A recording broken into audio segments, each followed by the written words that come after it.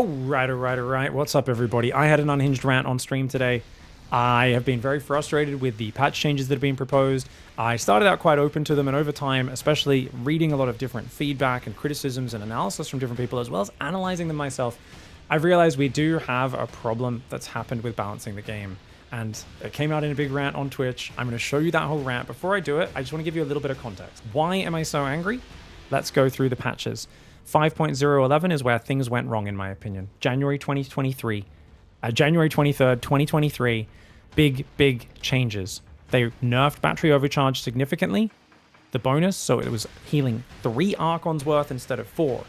They also nerfed the Purification Nova, 2 core Protoss powerful things. One, the thing that helps keep them alive and is way less egregious. Remember, battery overcharge, way less egregious than the old Nexus cannon or the old photon eye overcharge on the pylon, so pylons could shoot things in Heart of the Swarm and Early Legacy. It is the least annoying band-aid fix for Protoss's design issues, but it got nerfed, and nerfing the Disruptor.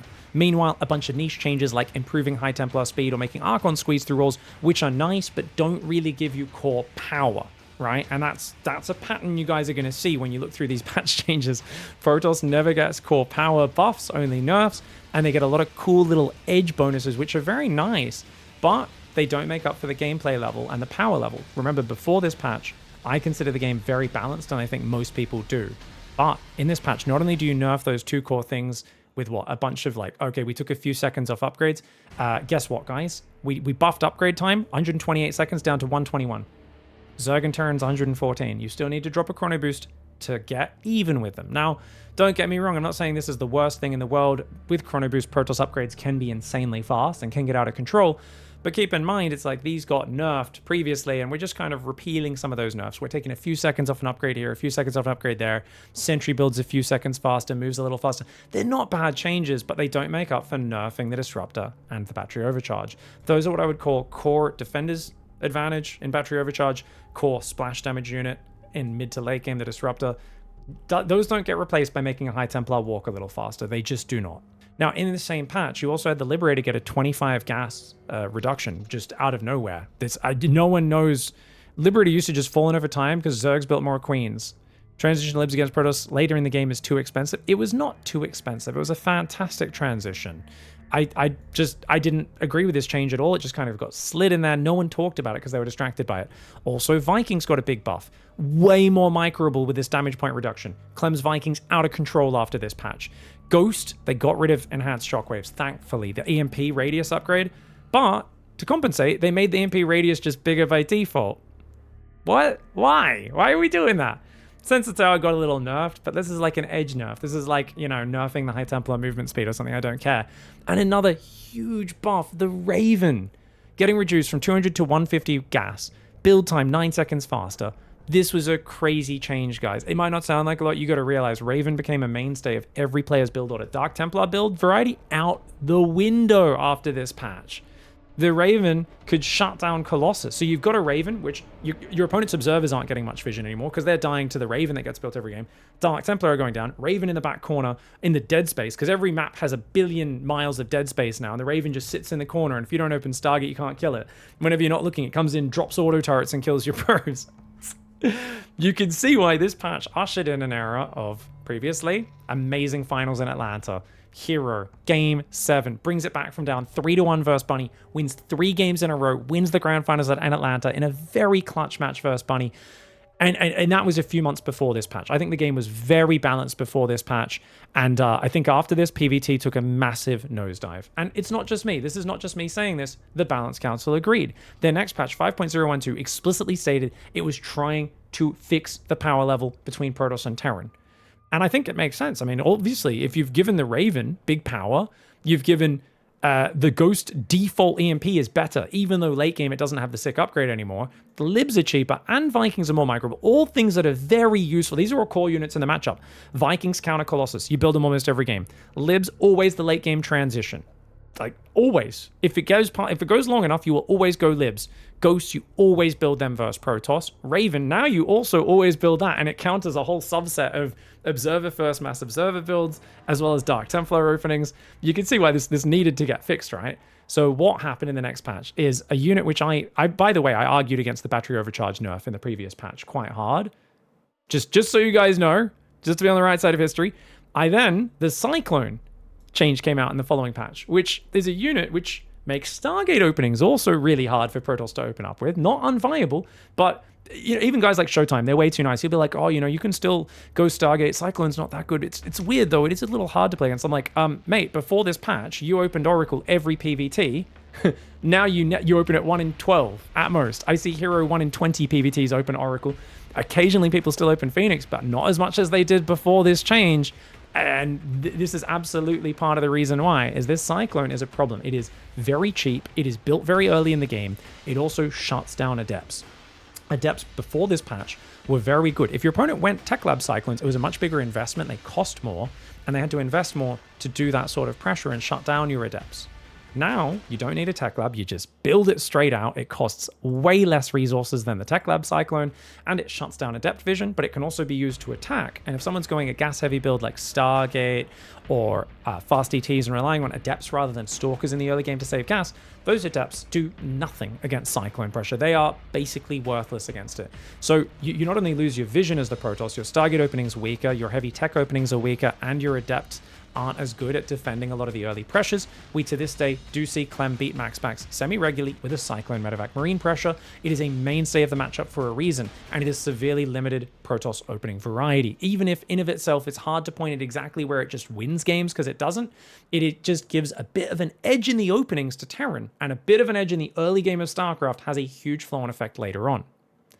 Now, they did reduce the EMP radius here, which was a godsend. So trying to bring that Terran versus Protoss power level down a little bit, that's really nice. They did make the Widowmine on Burrow a bit faster, fair enough. They added Caduceus Reactor, which is an amazing late game upgrade. Literally double Medevac energy regen. Very cool upgrade. I mean, I think Zerg and Protoss would like a few things like that, please. I'm not sure what, but guys, get creative. Think of some cool ideas. That's a really nice upgrade. I'm not going to complain about it. I'm just going to say it's nice, and I think every race wishes they had things like that for late game.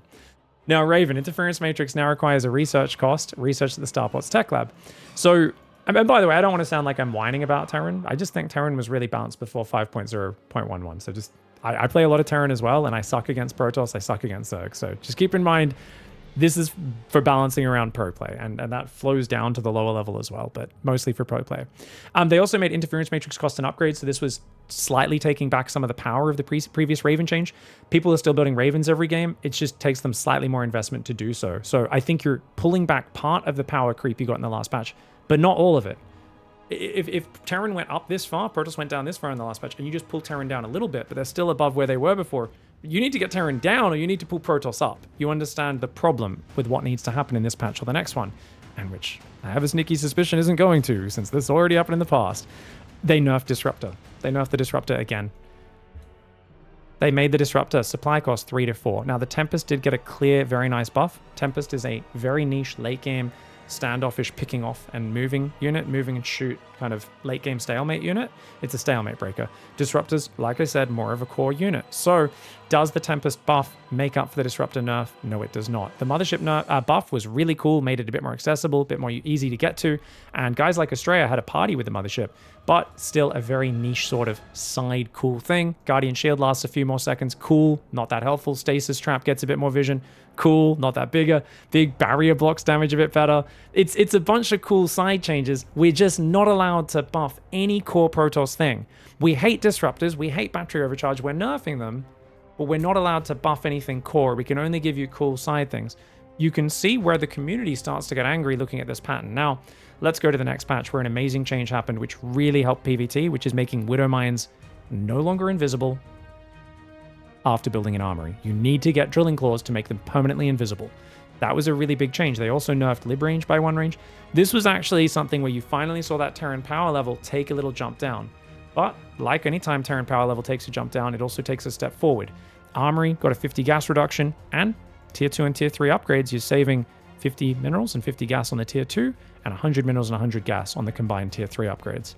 So there was still a nice little thing there, and Interference Matrix became a bit easier to spam with rapid fire because you couldn't accidentally cast it twice on the same unit, which was nice. So even though you do, this overall brings the Terran power level down in 5.0.13, which I guess I should tell you when this was, by the way. This was March 2024, so that was earlier this year. Let's see what happens with PROTOSS. PROTOSS gets Observer build time is faster. Okay. Pylon sees one range further. Sentry does more damage to other Protoss units. So Protoss doesn't get any power back here, right? They just get a few cool little edge things. I mean, the Observer doesn't get one shot by Widowmine Splash anymore, or a single Corrosive Pile. That's cool, right? But like, your Observer surviving Widowmine Splash doesn't win you games. Like, these are the 0.01% changes that are nice, but we would still think for Protoss to make up for the Disruptor and Battery Overcharge nerfs would get something a bit more core back into their arsenal. But there seems to be an absolute allergy to doing that. And that brings us to the current patch, where people scroll in, they log in, first thing they see, Shield Battery Overcharge is completely removed, and we're adding another cool edge case ability. Now, I've done videos talking about how cool this ability is. I think this is the coolest ability that's been added into the game, but just keep in mind, this is added after we've lost everything else, right?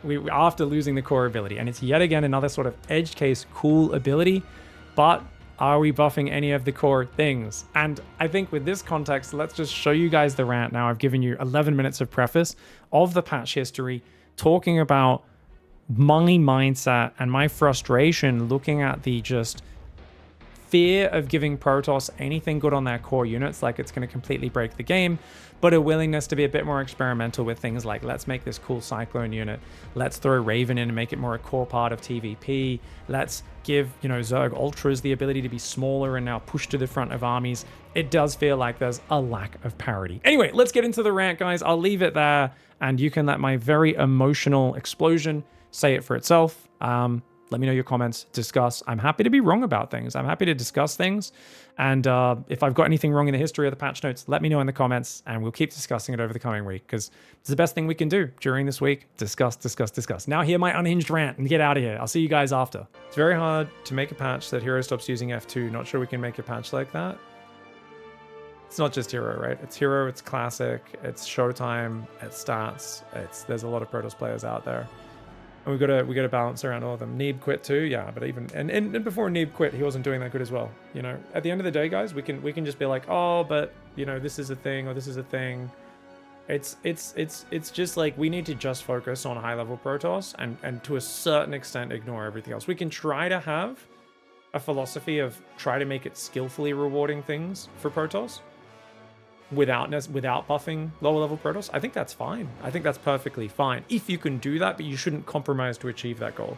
If it buffs lower level Protoss, it buffs lower level Protoss. We need to get past this fucking idea that we can't possibly buff lower level Protoss. Like I get it, Protoss is easier than the other races. This is not that big of a problem. This is how the game was designed. You're not getting past this with your balance changes. This is where the inherent bias comes in the StarCraft community, the pro player community, the balance council. People going, oh, but Protoss is too easy. It is easy. So what? You're not fucking changing it now. You can't throw out the baby with the bathwater. The game has been designed 14 years ago. You're not redesigning the core game. Protoss takes less clicks. That's what it is. Stop bringing this bullshit up. And I'm not shouting at you guys. I'm shouting at the fucking pro gamers. You can't destroy the game for everyone. But it's not going to destroy it, Burning. Immortals being 25 minerals cheaper is not going to destroy the game. You're not even going to notice a difference. Because what the problem you're having against Protoss is that they're easy. The 25 minerals makes no difference because your Protoss opponents are saving 700 minerals. They're floating 700 minerals the whole game anyway. This is what I'm pointing out. This is what I'm pointing out, is people will go like, oh, but if we give them any buffs, like the easy stuff is going to kill me twice as well. It's not.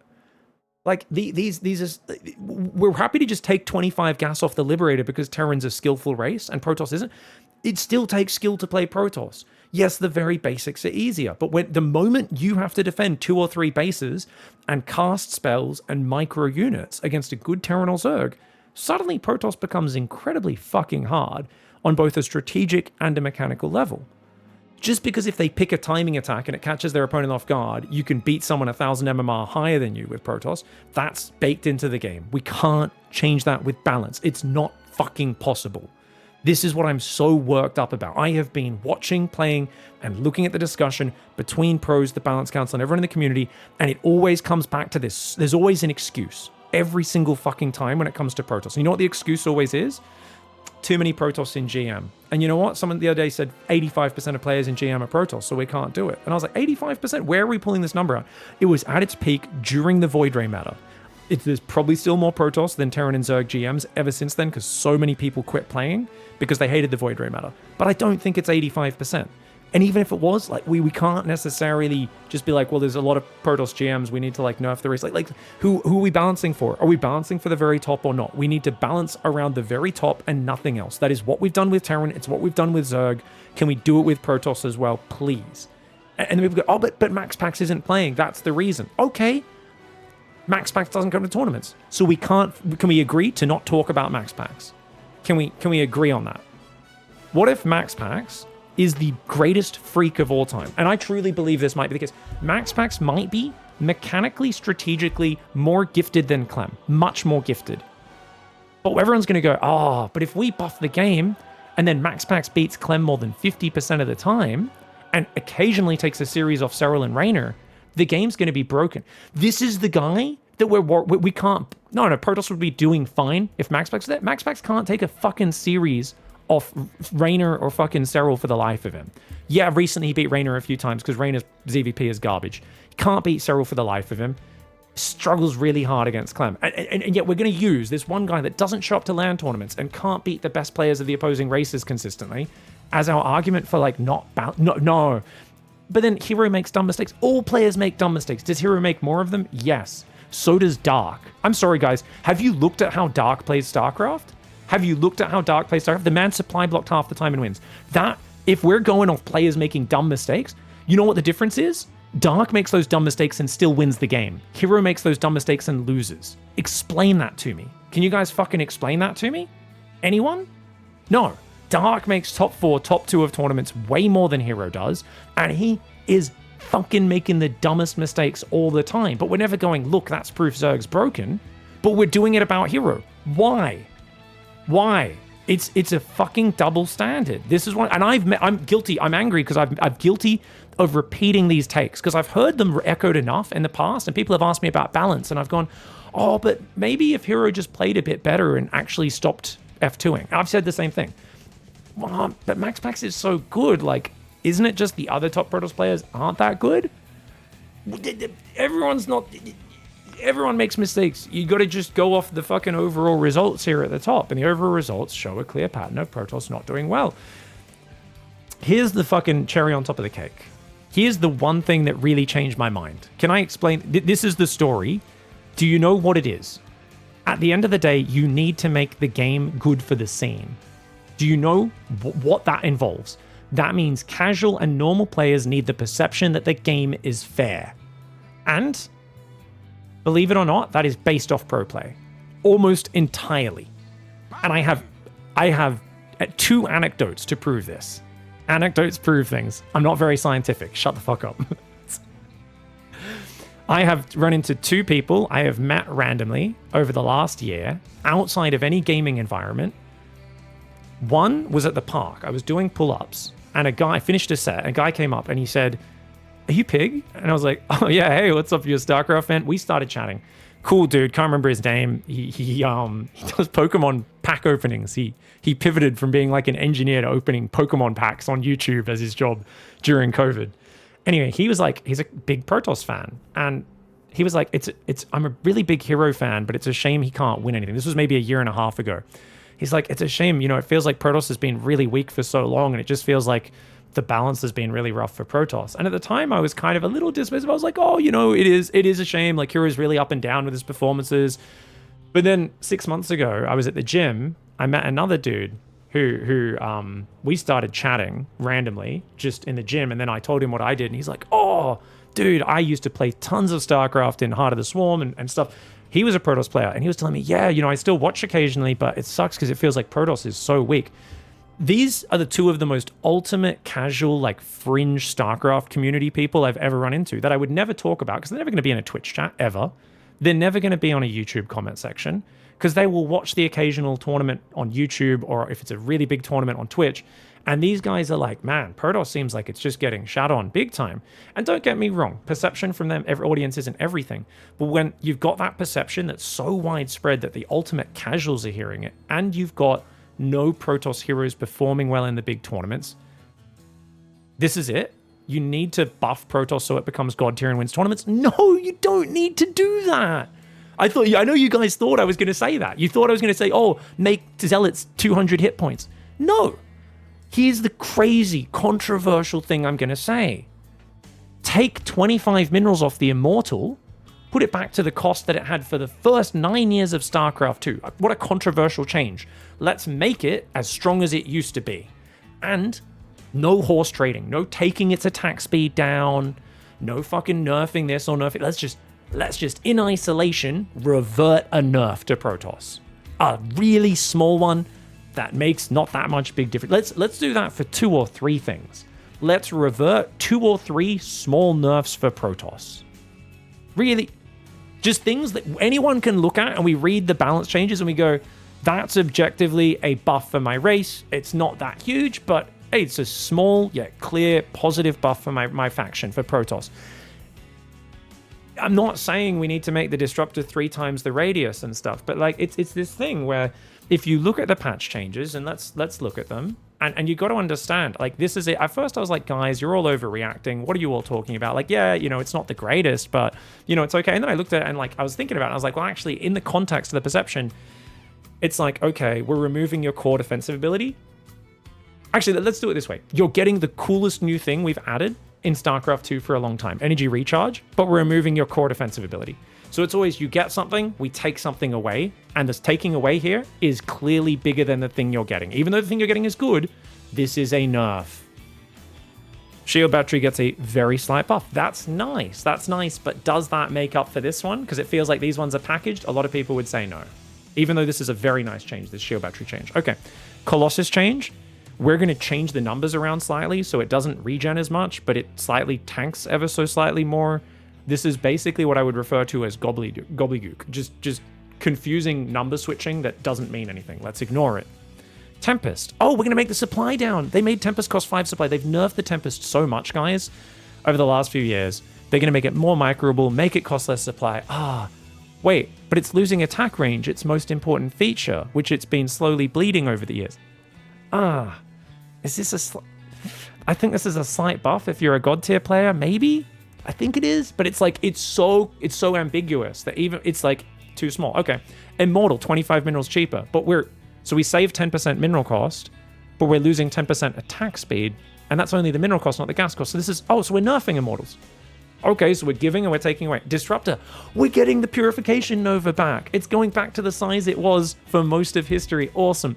Oh wait, it does no damage. It doesn't one-shot roaches or ravagers. It doesn't do much damage to tanks or Thors or lurkers anymore. Oh, we're giving something, we're taking something away that's even bigger. You've got to realize the perception with all these changes, and it is correct, is that it's just like, Mothership, okay, we're going to make the Mothership have some more cool beam attacks, but we're also going to make it cost more and more supply, which makes it more of an investment when its role is not to tank damage. Its role is to sit behind the army cloaking it, or is to go and recall people. That's what its job is, right? So this is actually a slight nerf. It's not a huge nerf, but it is a slight nerf. Just give the damage change and don't change anything else. I get making it bigger fits more with the lore, you bring back the meme, but once again, we've gone through all the PROTOSS changes, and it's always, here you go, 1 step forward, 2 steps back. 1 step forward, 2 steps back. It's meant to be the other way around. 2 steps forward, 1 step back.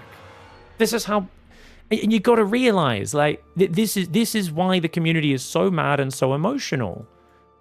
The community is so mad and so emotional because it doesn't read like this when you look at the Terran and Zerg changes. And I am very convinced the entire reason this is happening, and I don't know for sure, but I'm going to be speaking to people have this perception that PROTOSS does too well at mid and low level because it's easier to do. And I do not think you can fix that as a balance council. I think PROTOSS has always been a bit more chill to play than the other races. It's always a bit easier to off-race on the basics. But when you start competing with it and making it your full race, we always run into the thing that it's hard to be consistent. It's really fun to off-race with Protoss because it doesn't take that much effort to feel like you're playing the race. Wait until your ego rests on winning with that race. Why doesn't Raynor just stick with Protoss? It's fun to screw around with Protoss. He's so good in PvZ. Don't get me wrong. That's true. He's so good in PvZ. He's not very good in PvT or PvP. And when it comes to tournaments, Dark and Serral just kept cheesing him out in ZVP so easily. Plays against Serral with Protoss. Serral just niduses in the back of his base and gets the easiest win of his life, you know? Don't get me wrong. It's amazing that Raynor can play so well, but this is not something we can address with balance patches. Raynor's always going to be able to hard swap to Protoss much easier than he probably could to Terran. Terran has a bit more mechanical load required on it. That's fine. We can't address that, so we need to just address power level and focus just on power level. And this is what needs to happen. This is what needs to happen. Is push the power level forward. What are my suggested changes so far? Okay, cool. If we're going to do this, make the Disruptor down to 3 supply. Make this clear. Get rid of both of the previous nerfs for the Disruptor before you add a third nerf. Come on. How fucking hard is that? Get rid of this bullshit. Either remove the changes to the Immortal completely or get rid of... Sorry, I'm not showing you guys what I can see. The Disruptor changes is what I was talking about just then. Get rid of these changes as well. Get rid of this attack speed increase. Just make it cheaper. For those who don't know, the Warp Prism used to be 200 minerals. It's now 250. The Immortal used to be 250. It's now 275. This got changed in 2019 because there was a specific Chargelot Immortal all-in, super optimized, that was killing Zergs. Number 1, Zergs weren't as good in 2019 as they are today. Number 2, the maps were much smaller, so that shit got across the map much faster. Number 3, we haven't seen that build in a long time. A long time. When was the last time you saw somebody die at high level to Chargelot Immortal? So don't get me wrong, there was a compensatory buff. I don't want to mislead you guys. The Robo got made from 200 minerals down to 150 at the same change. So the Robos, you would build 2 Robos, you save 100 minerals, but you build a Warp Prism, 2 Immortals, and it's already tied up, and then from then on, it's over time a bit more of a nerf. So this is you know, something which I think we can get rid of. Tempest change is one of the ones I'm more okay with. It's just when it's because it's quite close to a 50-50 change. It's more of a sideways change rather than a buffer or nerf. It's just one of those things where I personally don't like it for my own play because I prefer more range because I'm not going to use damage point that well. I'm not going to micro my Tempest that well. So I prefer to have more range because it fits more for me as a noob. But fair enough. Don't care too much. Colossus change I don't care about. So I definitely want to see the Cyclone get reverted. If we're going to go ahead with the battery overcharge nerf as well, get that Cyclone out of there. It's too much of a problem for Protoss early game and limiting their build orders. It shuts down Adepts too hard. It's too good at shutting down Stargate openings, Adepts. And if you have to build Stalkers at the start, they're so gas heavy that it really limits what you can do with tech. So I think the new Cyclone also denies vision pylons, says Heaven. I don't know what that means. Anyway, this was my rant. I wasn't planning to do a rant, but I've got a lot of thoughts and feelings, and I'm trying to use my knowledge to dissect and give voice to the incoherent rage of the community. Because the community is not good at voicing these thoughts because they don't know what's going on. They don't know what the Balance Council's done. They're not as involved in the scene. So a lot of people are shouting out half-formed thoughts that are touching on some of these issues, but they're often not expressing it in a very clear manner. I've been reading a ton of community sentiment, and I believe this voices the main part of the community sentiment. If you think I've missed what you guys think, obviously I'm not going to represent everyone's viewpoint. Let me know in the comments, and we can address it. But these is the thoughts that I'm changing for is unambiguous clear buffs for Protoss. They do not need to be big, but they need to be unambiguous, like the Zerg ones. We're going to make the Broodlord, you know, just for context to finish off here, guys. The Broodlord, okay, we're just straight up reverting some of the previous nerfs. Just unambiguous. Plus, there's this huge bug, which I didn't even know about, which got fixed, where the Broodlord was doing about half of its damage if it was attacking at full range earlier, because it was just shooting so slowly. I didn't even know this was an issue. I think Serral was microing well enough to avoid that, but I think everyone else didn't realize their Broodlords were doing so little damage. Ultralisk, clear buff. Cool. Infestor, clear buff. Are these big? No, I don't really think Microbial Shroud matters, but it's just a clear buff. Give clear buff. Give clear buff. I also do think the Spore Crawler needs to go down to like 17 or 18 damage, guys.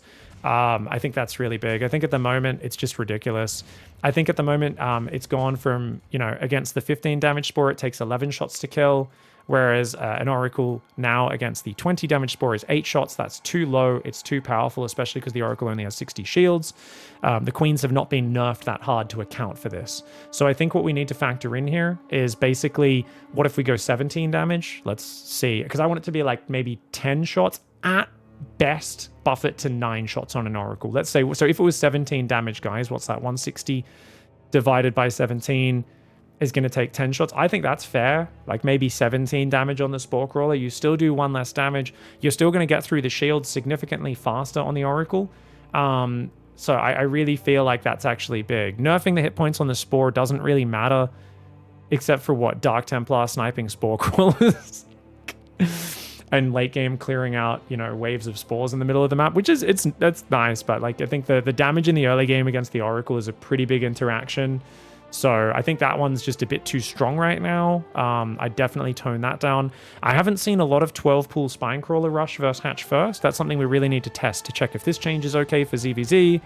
I'm happy to keep experimenting with these changes. I do like that Eric had suggested, and some other people, make it 250 minerals on the hatchery, but make the Queen 200 minerals. Let's go harder on this, you know, really push this change. I can understand why we're steering away from that. We don't want changes that are too crazy, because obviously without Blizzard's support, since they don't care about StarCraft, despite putting it on Microsoft's Game Pass on November 5th. That's right, 10 days away. They're putting StarCraft up for free on Game Pass if you pay for Game Pass, which is awesome.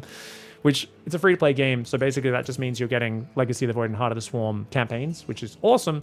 It would have been cool if they put a bit more resources to StarCraft at the same time, or put out a co-op commander or something. It's a shame that they're doing a very lazy StarCraft launch to Game Pass for such a big IP. I think they could have made it a really big deal and harnessed a lot of excitement, but it is what it is. So those are my thoughts for now, guys. I need to test the Thor a lot more. I need to test Terran versus Zerg a lot more. I know a lot of people want to see ghost changes. I'm still very undecided on where those ghost changes should be. I do think the fact that we've nerfed the ghost a few times in previous patches has actually helped a lot, but the fact that Clem is such a friggin' god with them is still making them look kind of overpowered and just like a bit too general. People really don't like that ghosts are good in so many different situations. It has been nerfed multiple times by the Balance Council, guys, in the previous patches. Definitely that's something I need to loop around to and have a much deeper discussion about. People want light tags, people want more supply, people want EMP put onto a different unit like the Raven instead. There's a lot of things to talk about, and they're very far reaching because it's so integral to Terran late game at the moment. So I really want to talk about that in another video, and we can kind of get onto it. Anyway, that's all for now, guys. Let me know in the comments. Let's have some discussion. Kick up the hornet's nest. And that's my rant. That's Pig out. See you next time.